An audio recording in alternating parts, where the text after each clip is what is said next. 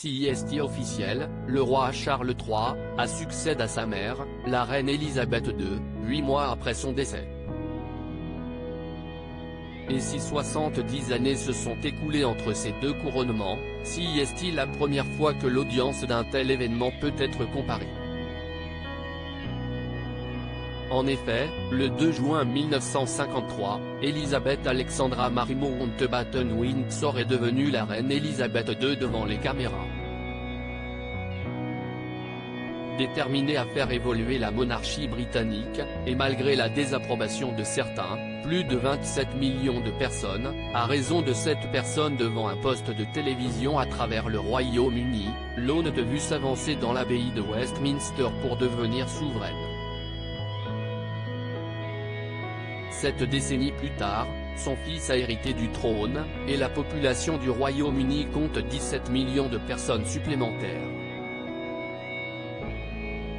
Malgré cela, le journal L'Express UK a révélé que seuls 20 millions de téléspectateurs ont allumé leur télévision pour suivre son couronnement. De quoi poser question quant à sa cote de popularité, sachant que le mariage de Kate Middleton et du prince William célébré en avril 2011, avait pour sa part rassemblé plus de 26,3 millions de personnes derrière leurs écrans. Charles III, de prince héritier à roi d'Angleterre, retour sur sa vie en image un roi impopulaire ? Une faible popularité de l'événement, qui peut s'expliquer par plusieurs facteurs. Alors que la reine Elisabeth II a connu une grande notoriété durant son règne, son fils, quant à lui, a régulièrement essuyé les critiques.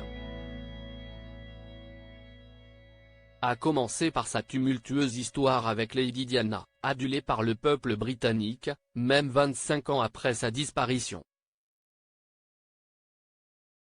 Présentée par Sa Majesté la Reine, la jeune femme de bonne famille âgée de 19 ans et le prince de 13 ans son aîné s'étaient rapidement fiancés.